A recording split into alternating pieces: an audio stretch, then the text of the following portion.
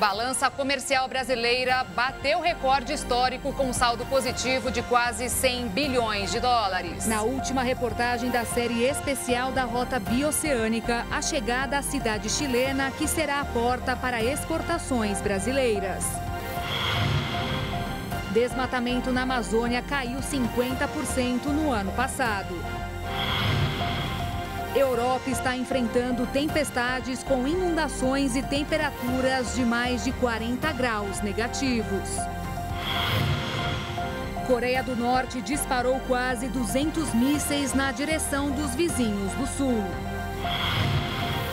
Novo presidente da CBF demitiu o técnico Fernando Diniz da Seleção Brasileira de Futebol. Cientistas de Harvard desenvolveram um mecanismo para facilitar a caminhada de quem sofre com o mal de Parkinson. E governo brasileiro aceita sugestões para tirar o incentivo das crianças no uso de telas de celular e notebook. As notícias deste 5 de janeiro começam agora.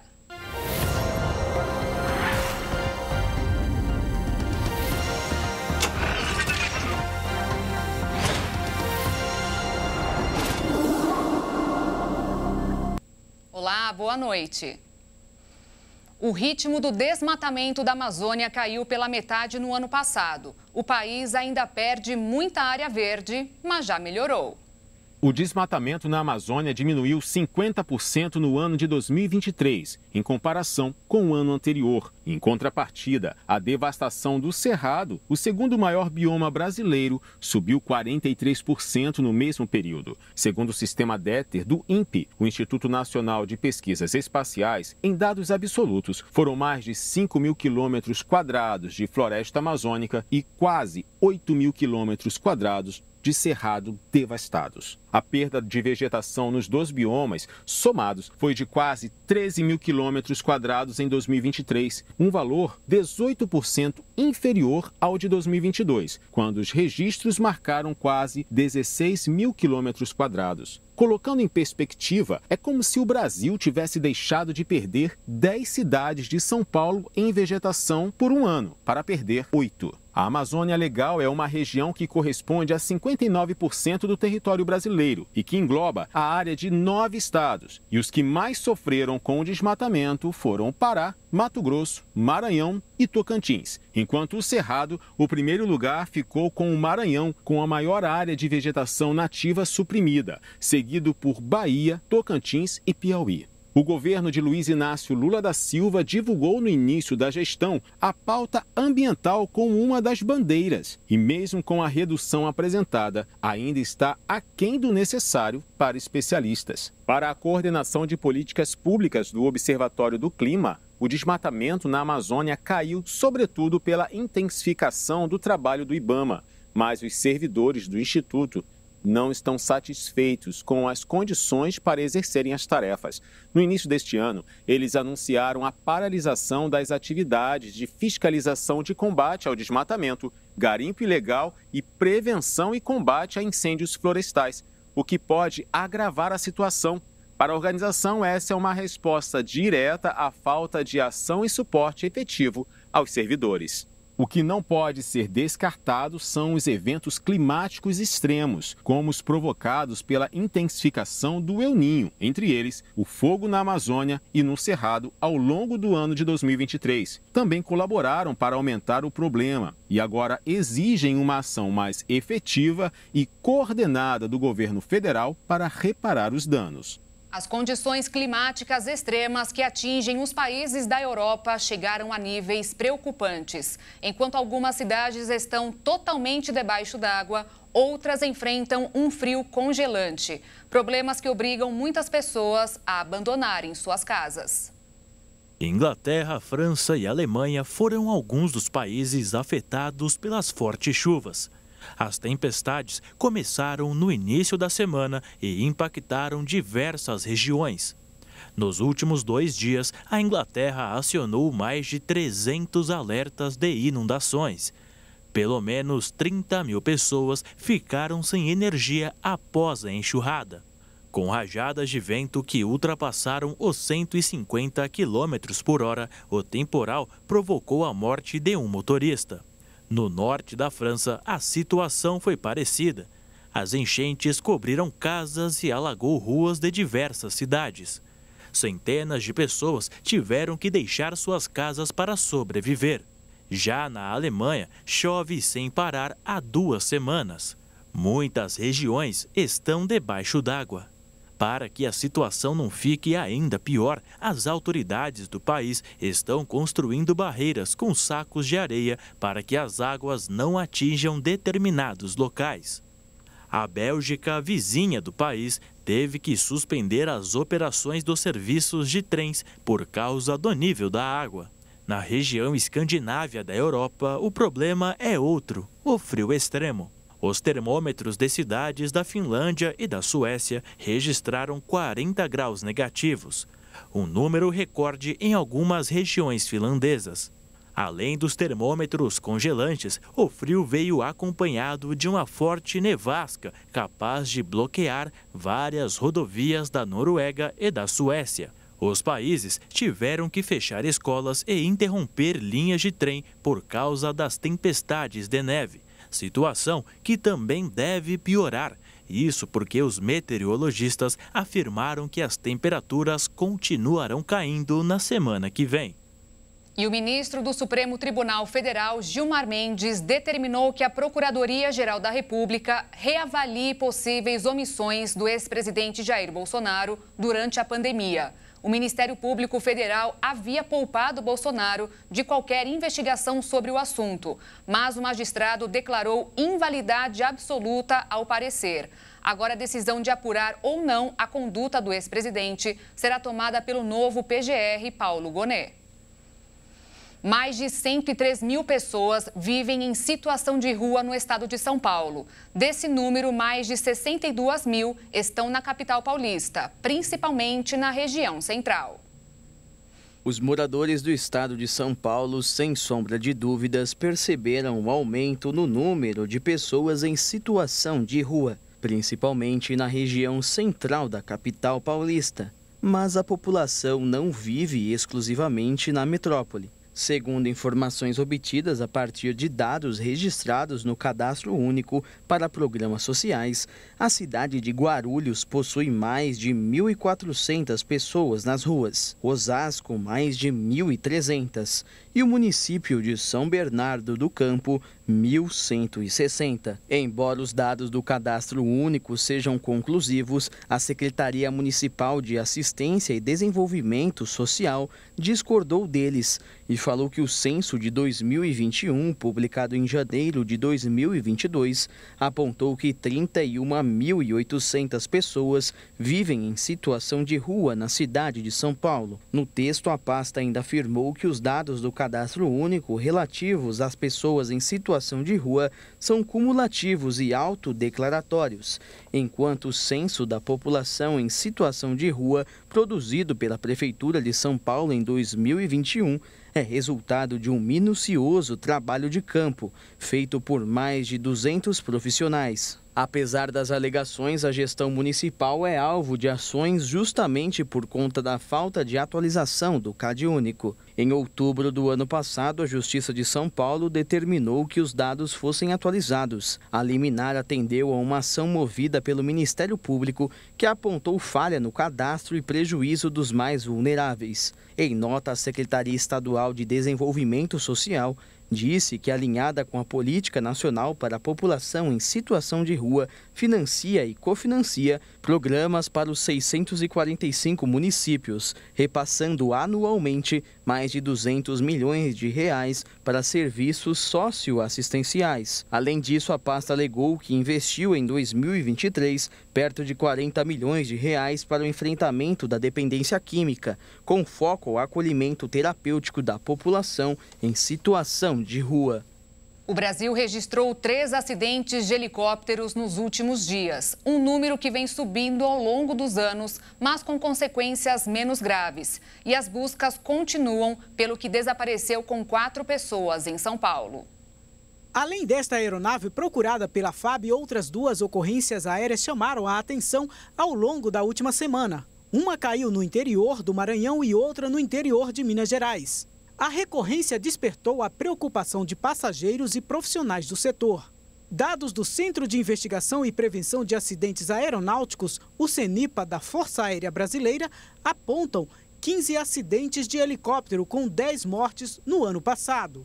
Número que é menor do que os 20 de 2022, mas que também somaram 10 mortes.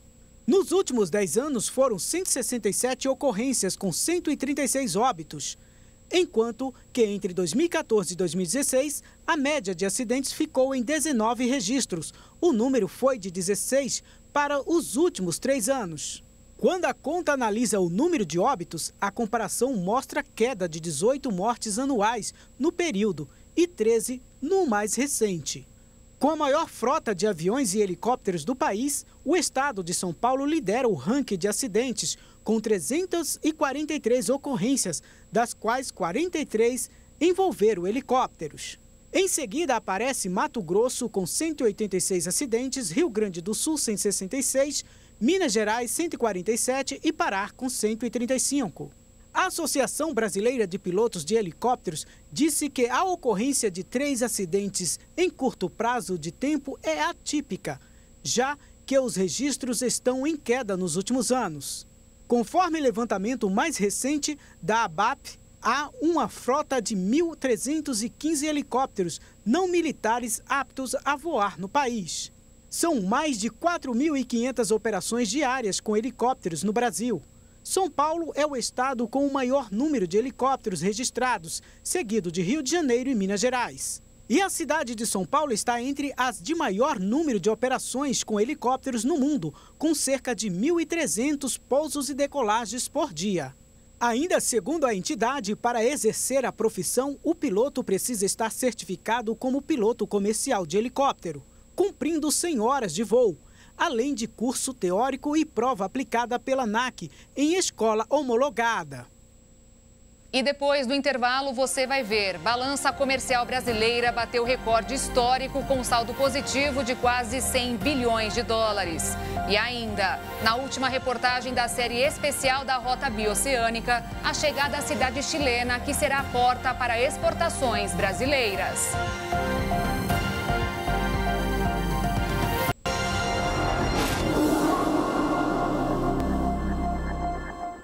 Os aposentados e pensionistas que recebem um salário mínimo vão começar a receber o pagamento no próximo dia 25 com um reajuste de quase 7%. Para quem vive com o mínimo, parece cada vez mais difícil chegar ao fim do mês com dinheiro na carteira.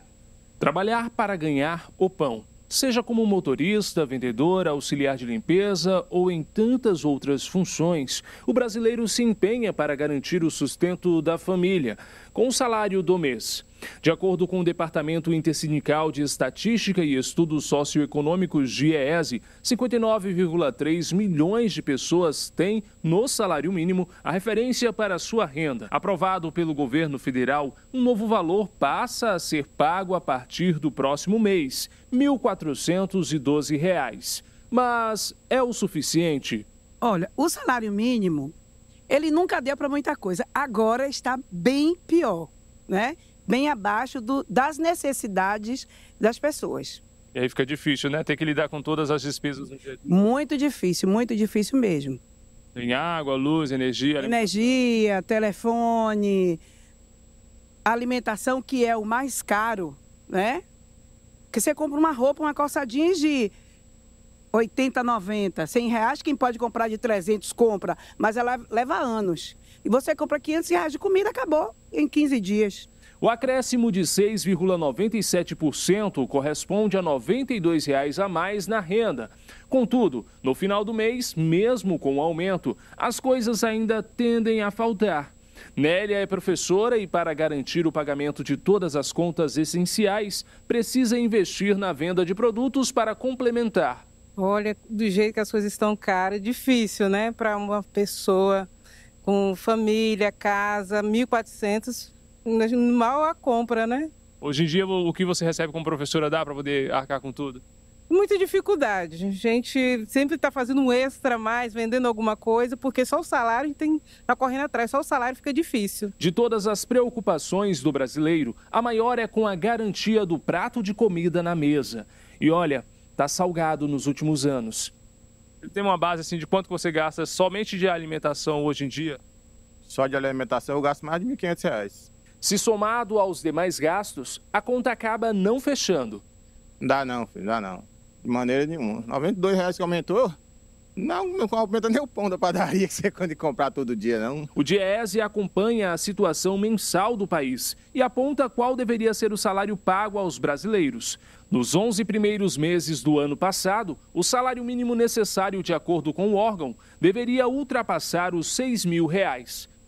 Para quem é microempreendedor individual, o aumento do salário mínimo também mexeu com os valores pagos na contribuição. E é bom ficar atento para o pagamento do dia 20 de janeiro. Com o reajuste do salário mínimo de R$ 1.320 para R$ 1.412, o valor da contribuição previdenciária que os microempreendedores individuais, os MEIs, precisam pagar todos os meses também subiu em 2024. Ela passou de R$ 66,00 para R$ 70,60 para o MEI em geral, 5% do salário mínimo, e de R$ 158,40 para R$ 169,44 para o MEI caminhoneiro, 12% do salário. É por meio do pagamento em dia dessas contribuições que o MEI garante benefícios previdenciários, como aposentadoria por idade, auxílio-doença, aposentadoria por invalidez, auxílio-reclusão, pensão por morte e salário maternidade. A contribuição é paga no documento de arrecadação do Simples Nacional, que além da contribuição previdenciária, cobra os impostos devidos pelos MEIs. Os MEIs que exercem atividades sujeitas à cobrança do ICMS têm um acréscimo de R$ 1,00 por mês. Para as atividades sujeitas ao ISSQN, prestadores de serviço, a soma é de R$ 5,00. Os empreendedores que realizam os dois tipos de atividade precisam pagar os dois impostos, desembolsando R$ 6,00 a mais na contribuição mensal. Já para quem tem veículo para se locomover, as preocupações são outras. Uma delas é o IPVA, que deve começar a ser pago ainda este mês. O ano começa e as taxas e impostos já estão chegando nas caixas dos Correios. E os donos de carros e outros veículos, o imposto sobre propriedade de veículos automotores, chamado de IPVA, deve ser pago anualmente e começa a ser cobrado já em janeiro em boa parte do Brasil. Este ano, os motoristas devem sentir um alívio no bolso. Como o preço do carro usado caiu em média 4% até novembro do ano passado, segundo últimos dados do IBGE, a tendência é que o valor do IPVA seja menor. Isso porque a maioria dos estados usa como referência para calcular a alíquota do imposto o valor venal dos veículos, ou seja, o preço de mercado de cada veículo, de acordo com o modelo e o ano de lançamento. As alíquotas e as datas de vencimento variam de acordo com cada estado. Os descontos chegam a 3% para quem pagar à vista e, em alguns casos, é possível parcelar em até 5 vezes o pagamento dos tributos. Para veículos de passeio, os valores terão redução de 4% em São Paulo, Minas Gerais e Rio de Janeiro. Já os estados do Acre e Tocantins terão apenas uma alíquota de 2% para a categoria. Lembrando que carros elétricos, pessoas com deficiência e veículos a partir de 10 anos de uso podem ser isentos dependendo da região. A consulta para os valores de cada veículo pode ser feita por meio de terminais de autoatendimento, internet bank e aplicativos dos bancos. O programa Farmácia Popular, mantido pelo governo, gastou R$ 7.400.000 em medicamentos para pacientes já falecidos. O número está no balanço divulgado hoje pela Controladoria Geral da União, que analisou os valores investidos entre julho de 2015 e dezembro de 2020. A CGU também apontou gastos de mais de R$ 2,5 bilhões em remédios comprados sem nota fiscal. O Ministério da Saúde ainda não se manifestou sobre as revelações. A balança comercial brasileira bateu um recorde histórico no ano passado. O país vendeu 98 bilhões e 800 mil dólares a mais do que comprou do exterior.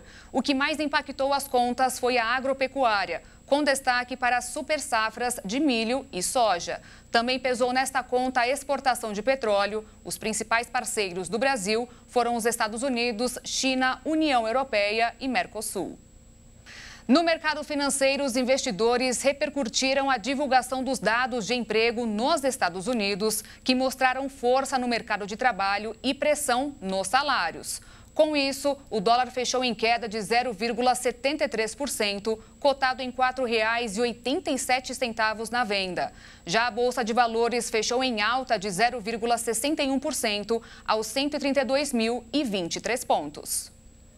E agora vamos exibir a quinta e última reportagem da série especial dos jornalistas Marcos Anello e André Morla, nossos enviados à expedição rumo à Rota Bioceânica. O destino final é a cidade de Iquique, no Chile, portal de acesso das exportações brasileiras através do Oceano Pacífico. E para chegar lá, eles enfrentaram até trechos de deserto.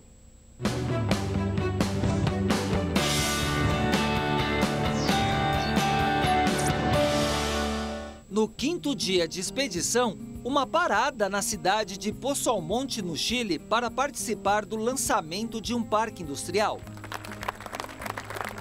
Isso demonstra a vontade do Chile em crescer e de trazer investidores externos. Eles esperam que os investidores do Brasil venham até aqui investir. E é por isso, talvez, também o lançamento desse parque industrial. Depois começamos a descer a Cordilheira dos Andes. Cravada à beira do Oceano Pacífico está a cidade portuária de Iquique. O município tem quase 200 mil habitantes. Na chegada no meio da tarde, a expedição foi recebida com festa pelas autoridades locais. Agora são 10 horas da noite e olha só, o pessoal está oferecendo um churrasco aqui para os integrantes da expedição. Detalhe, hein? Churrasco bem às margens do Oceano Pacífico.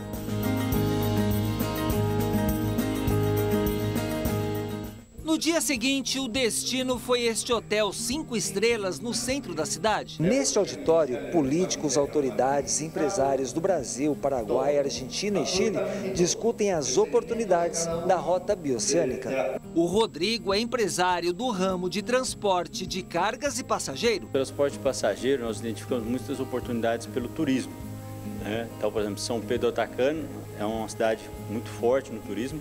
Então vai desenvolver bastante as oportunidades aí para o pessoal do Mato Grosso do Sul. A Rota Bioceânica também é um corredor para o transporte de turistas. Eu não tenho dúvida que essa rota vai se consolidar nos próximos anos, não só no setor de carga, mas também no setor de passageiros. O José Luiz Rachid é diretor regional do SEST Senat, que é fundamental na qualificação dos motoristas de caminhões que vão passar pela Rota Bioceânica. Saber um pouco do que ele vai passar nessa rota e poder melhorar com treinamento, com qualificação, a gente acredita que a gente atende o objetivo institucional. Já a Universidade Estadual de Mato Grosso do Sul tem uma pesquisa voltada para a saúde de quem vai trabalhar na Rota Bioceânica. Essa expedição nos dá a oportunidade de acompanhar um pouco o que pode acontecer com as pessoas que trafegam por essa rota e por isso nós estamos tendo aqui o eixo Saúde na Fronteira.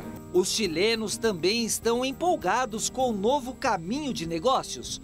O prefeito de Iquique disse que a rota vai trazer mais empresas para a cidade, mais empregos e desenvolvimento. Gran cantidad de oportunidades de generar novos negócios. Este empresário indiano também está confiante e pretende investir em negócios na Rota Bioceânica. Com certeza vai mudar o jeito de exportar mercadorias da América do Sul para o restante do mundo, diz ele. Increase the actual volume of imports and exports and trade with the outside world. Ao final do encontro, uma certeza. A Rota Bioceânica logo vai de fato entrar em operação. Um asfalto excelente, uma qualidade assim que eu nem imaginava. Como transportador no Mato Grosso do Sul e no Brasil, eu fiquei até surpreendido com a qualidade da pavimentação que eles fizeram. Então, do seu ponto de vista de estrutura, eu acho que está muito bem avançado. O que nós precisamos agora? Avançar na questão alfandegária. Nós vimos as dificuldades, vimos a operação, então acho que esse tem que ser um grande foco. Isso é uma solução de governos federais mas nós temos que induzi-los, pressioná-los para que eles resolvam o problema de ter uma rota alfandegada. Então é uma via de mão dupla. Produtos que saem dos nossos países para exportação e da mesma forma também a vinda de produtos da Ásia, costa oeste americana para o nosso país. Eu fiquei muito contente, fiquei emocionado e eu espero realmente que daqui a 18 meses nós possamos voltar até o Chile para então inaugurar essa rota tanto no Brasil simultaneamente como aqui no Chile. Dirigir é preciso, navegar também é preciso. Tudo para viver um novo horizonte.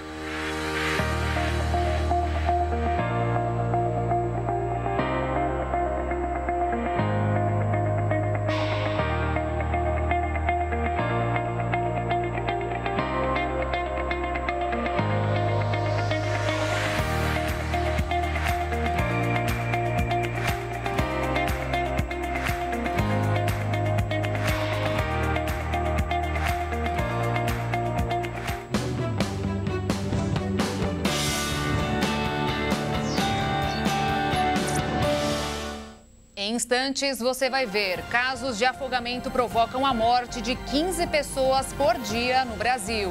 E também, Coreia do Norte disparou quase 200 mísseis na direção dos vizinhos do Sul.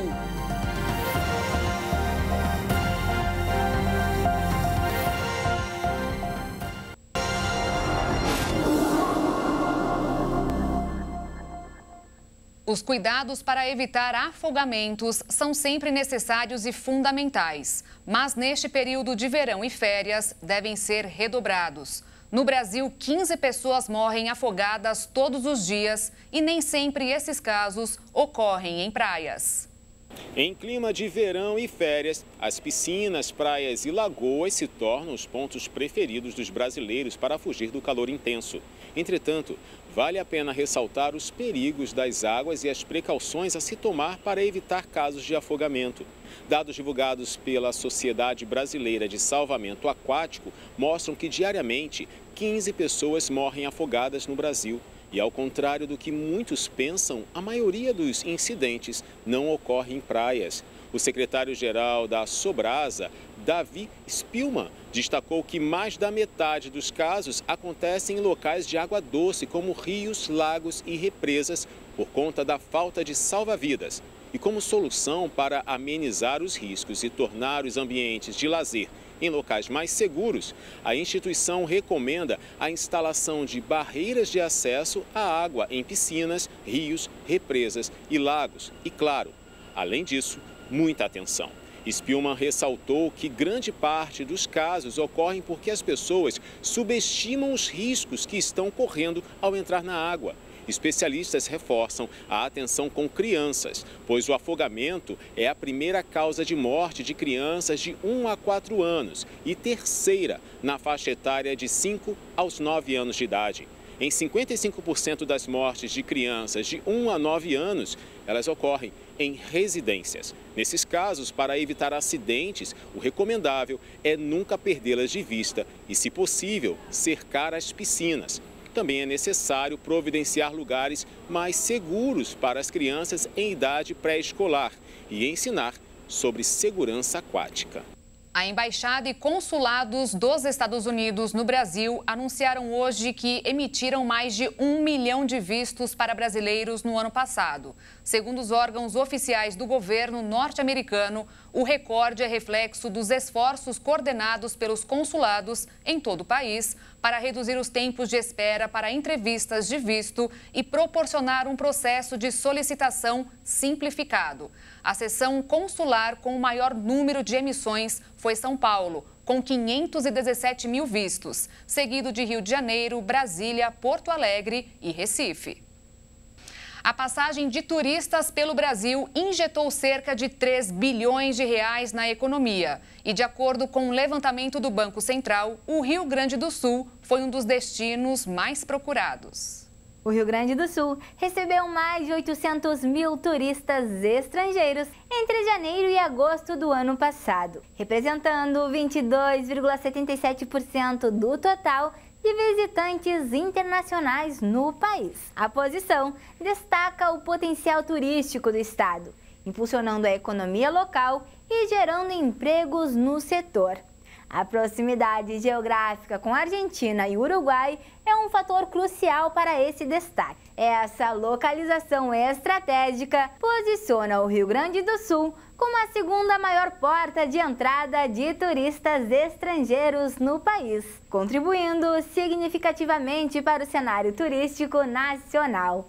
A estadia média dos turistas é de 10 dias, com um gasto médio de $540 em compras, totalizando uma estimativa de 210 milhões de dólares em gastos anuais. Destacamos também a liderança dos argentinos no ranking de visitantes estrangeiros, representando 39,5% do total nos primeiros 6 meses de 2023. A migração provocada pela crise econômica contribui para esse aumento, com um recorde de argentinos solicitando residência no Brasil em 2022. O ministro da Defesa de Israel sugeriu nesta semana que o país mantenha o controle da faixa de Gaza após a derrota do Hamas. Para ele, o controle do local deve ser exercido por um órgão palestino com a orientação de Israel, enquanto Estados Unidos, União Europeia e aliados regionais assumem a responsabilidade pela reconstrução do território. O plano do ministro foi divulgado antes de uma visita do secretário de Estado dos Estados Unidos, Antony Blinken, a Israel. Há uma pressão crescente do governo americano para que o governo de Benjamin Netanyahu elabore propostas pós-guerra. Segundo Yoav Gallant, a proposta de Israel manter o controle em Gaza não é uma política em andamento e precisa ser submetida a outros ministros. Ele afirmou que, por enquanto, a ação de Israel em Gaza continua com o foco em libertar os reféns e desmontar as capacidades de poder e governo do Hamas. Gallant disse que Israel se reservaria o direito de poder dentro do território, mas não haveria presença civil israelense na faixa de Gaza depois que os objetivos da guerra fossem alcançados. Depois começaria uma nova fase na qual o Hamas não teria o controle da faixa de Gaza. Órgãos palestinos assumiriam a governança do território e uma força multinacional se encarregava de reconstruí-la após a destruição generalizada causada pelos bombardeios israelenses. O plano é diferente dos apelos dos Estados Unidos, que querem que o controle da faixa de Gaza seja exercido pela autoridade palestina revitalizada e novas negociações para a criação de um Estado palestino seja criado ao lado de Israel. Dentro do governo da Palestina, alguns membros da extrema-direita dizem que os cidadãos palestinos deveriam se exilar da faixa de Gaza, com o restabelecimento de assentos judaicos no território. Embora as propostas de Yoav Gallant possam ser consideradas mais práticas do que as sugeridas por alguns dos seus colegas de gabinete, é provável que sejam rejeitadas pelos líderes palestinos, que afirmam que os próprios habitantes de Gaza devem ser autorizados a assumir o controle total da gestão do território assim que a guerra terminar. O ministro da Defesa de Israel, Yoav Gallant, alertou as autoridades dos Estados Unidos de que o prazo para um acordo diplomático com o Líbano é cada vez mais menor. De acordo com a Organização Internacional para Migrações, 76 mil pessoas abandonaram suas casas no lado libanês da fronteira para fugir do conflito. A Coreia do Norte disparou nesta sexta-feira cerca de 200 projéteis de artilharia perto de 2 ilhas sul-coreanas. Ação que foi considerada pelo país uma resposta às manobras militares realizadas na região pela Coreia do Sul. Os disparos forçaram Seul a emitir ordens de retirada para a população civil nos locais afetados.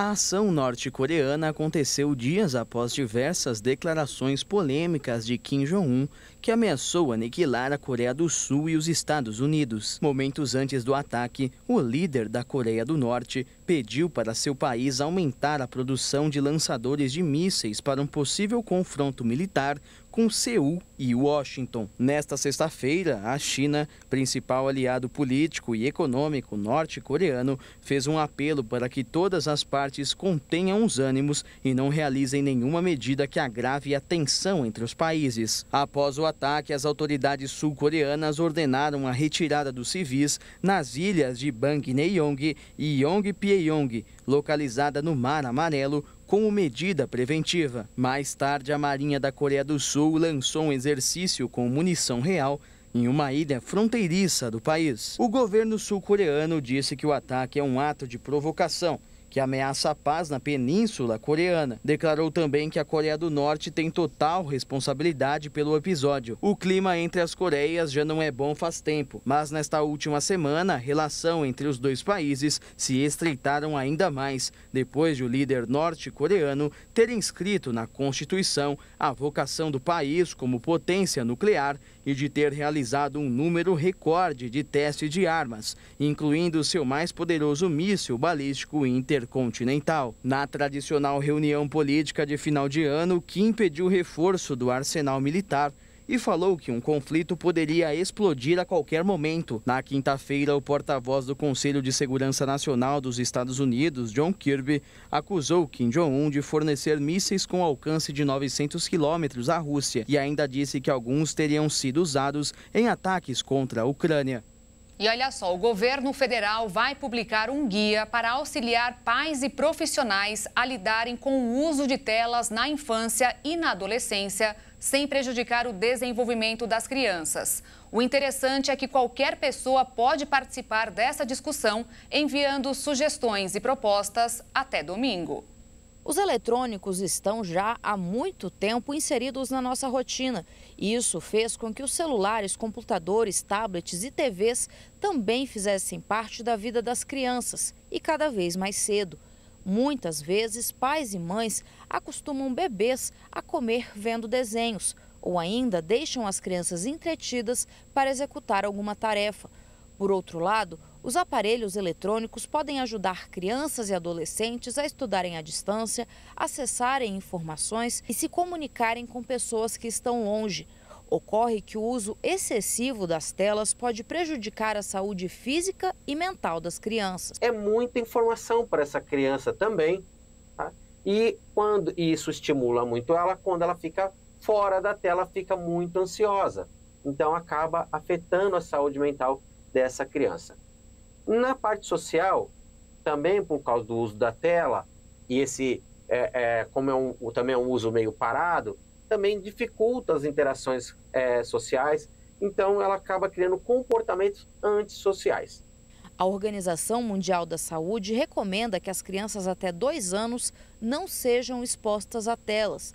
A partir dessa idade, há um tempo de segurança. De 2 a 5 anos, o tempo máximo sugerido é de 1 hora. O uso excessivo das telas pode gerar problemas para os olhos das crianças e provocar doenças como miopia. Podem aparecer olho seco, irritabilidade ocular e até alteração do foco visual. Isso pode contribuir para o aparecimento de miopia nas crianças que são submetidas ao uso excessivo de tela. Por isso é importante controlar o tempo de tela dessas crianças. 92% da população brasileira com idade entre 9 e 17 anos usa a internet e o celular costuma ser o dispositivo mais utilizado pelas crianças e adolescentes. Mas é necessário observar que quanto mais perto do rosto, mais grave pode ser essa exposição. Cada uma delas tem a sua particularidade. Por exemplo, costumamos botar o celular mais próximo do rosto do que uma televisão. Isso pode levar ao desenvolvimento mais precoce de miopia e afetar mais a saúde ocular. Com relação aos tablets, é importante notar que as crianças ficam mais tempo conectadas e perdem a noção do tempo. Com isso, passariam mais tempo expostas ao tablet do que à televisão, por exemplo.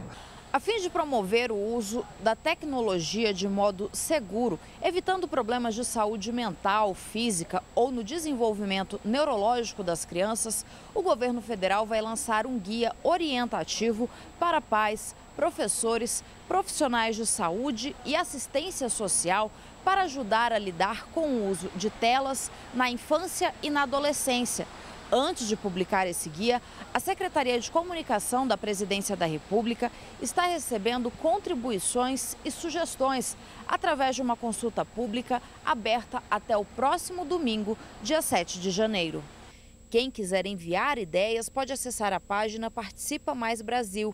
Especialistas orientam como os pais e responsáveis podem auxiliar as crianças a reduzir o uso de telas sem gerar traumas. Os pais têm que dar o exemplo, reduzindo o uso de tela.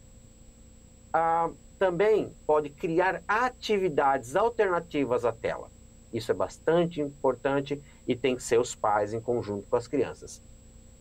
E, por último, o que é bastante interessante é criar uma rotina onde a criança saiba a quantidade de tempo e o horário que ela vai poder usar a tela. Assim também reduz bastante a ansiedade pela falta da tela, porque ela sabe que ela vai poder usar, mas vai ser em determinado horário e vai ser por uma quantidade de tempo. E depois do intervalo, veja, o novo presidente da CBF demitiu o técnico Fernando Diniz da Seleção Brasileira de Futebol. E ainda, cientistas desenvolveram um mecanismo para facilitar a caminhada de quem sofre com o mal de Parkinson.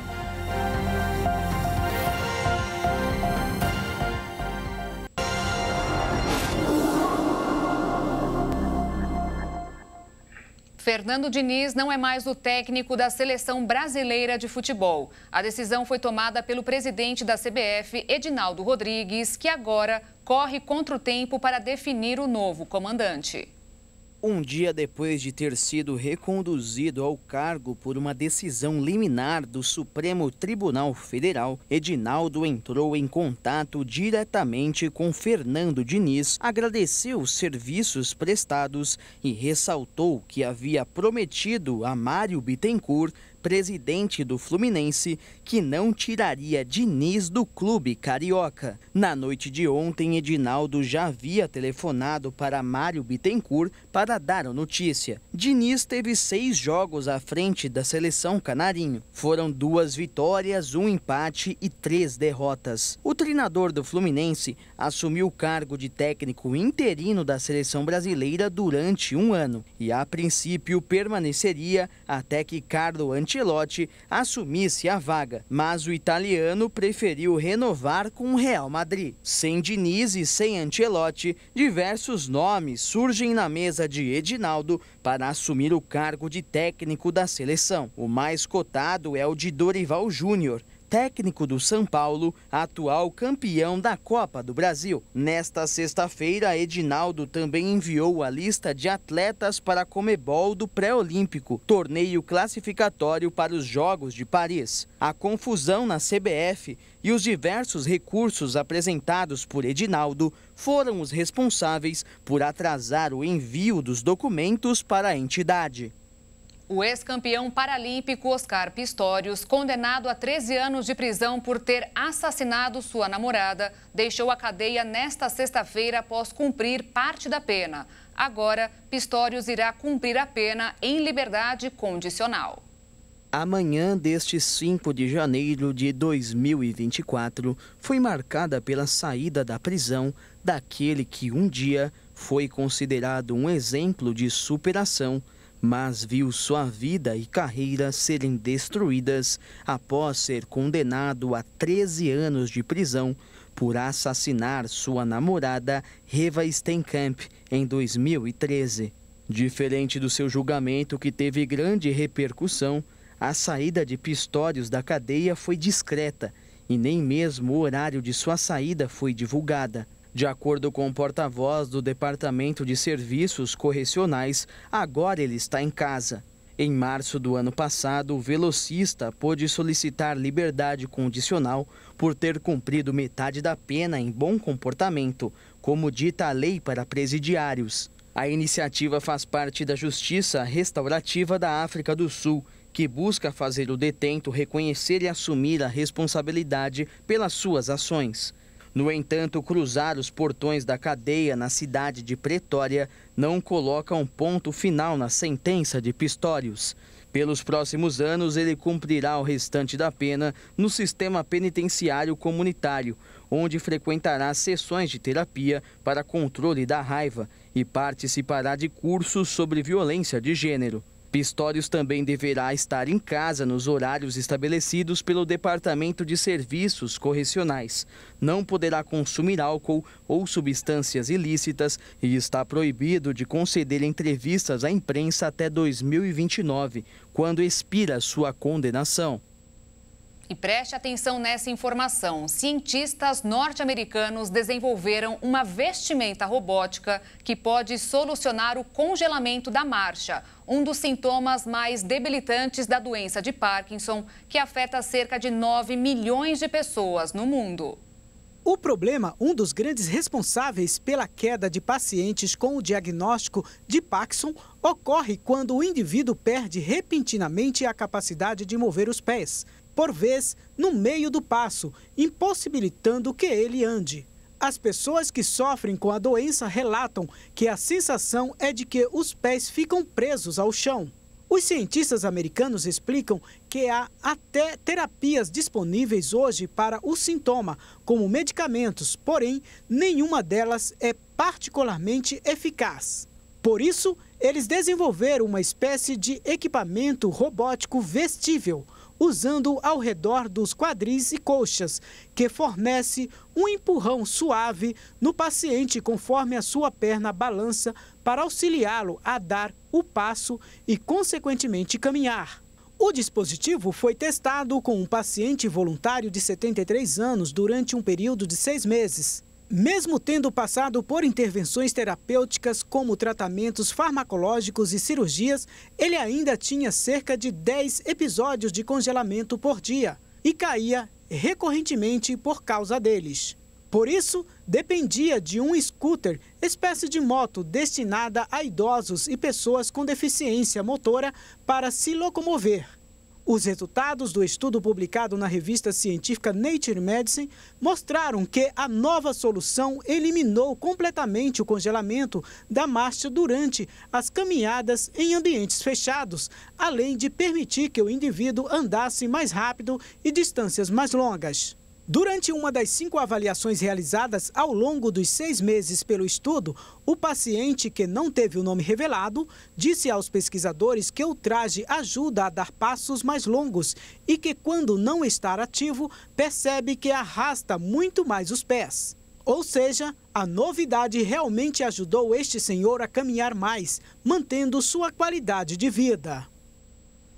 Agora eu quero falar sobre um assunto daqueles casos que surpreendem porque só acontecem de vez em quando.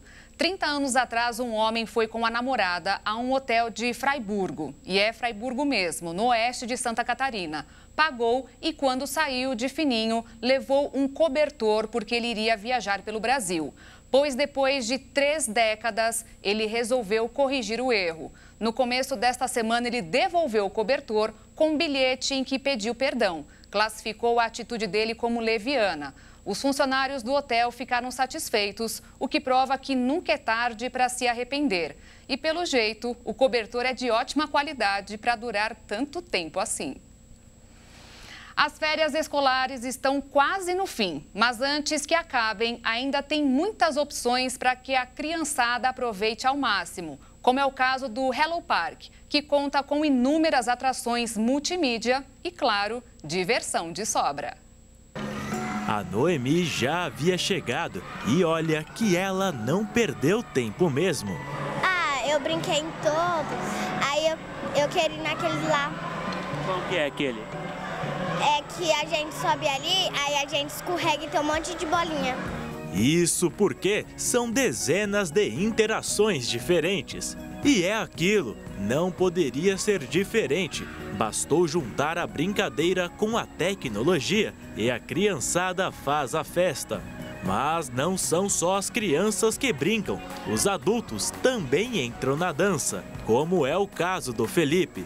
Aqui é uma atração para as crianças, para adolescentes também, mas os pais também acabam se divertindo bastante. Aqui tem o futebol, tem o tanque de areia, os brinquedos ali daquele lado são mais interativos, acho que para crianças maiores também os pais acabam aproveitando e é para todas as idades. Os mais aventureiros podem se divertir com paredes de escalada, amarelinha e até mesmo com grandes colchões infláveis.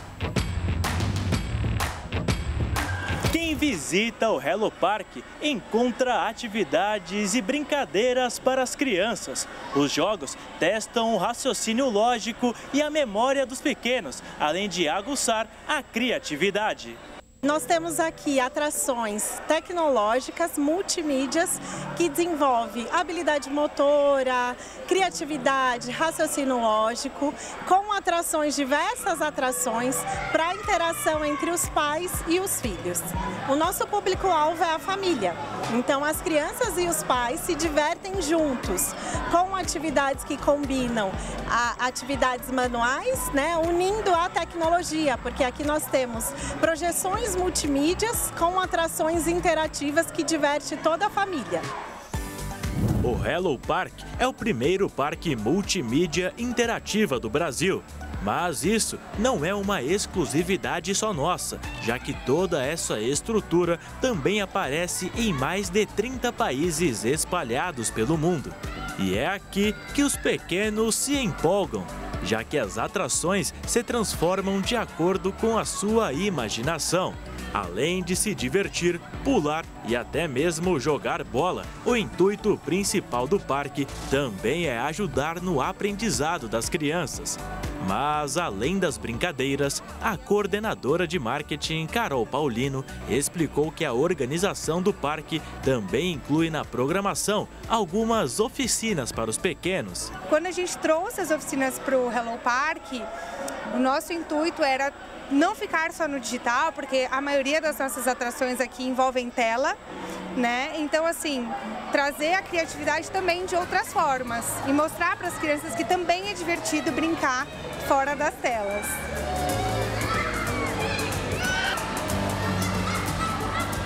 O Hello Park ficou tão famoso que recebe até mesmo pessoas de outros estados, como é o caso da Poliana. Eu sou de Belo Horizonte, eu vim com a minha filha de 4 anos passar as férias aqui, descobri o Hello Park através do Instagram e achei super legal. É diferente de tudo que nós já vimos e eu achei que as atividades estimulam a criatividade da criança, mas com muita emoção. A Alice está curtindo demais.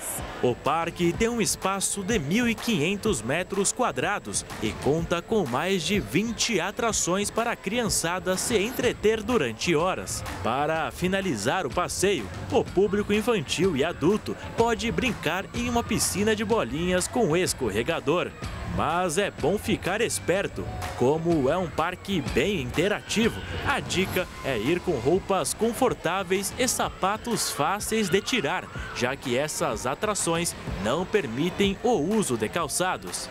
O Hello Park fica localizado no Shopping SP Market, na Avenida das Nações Unidas, 22.540, no bairro Jurubatuba, na região sul da capital paulista.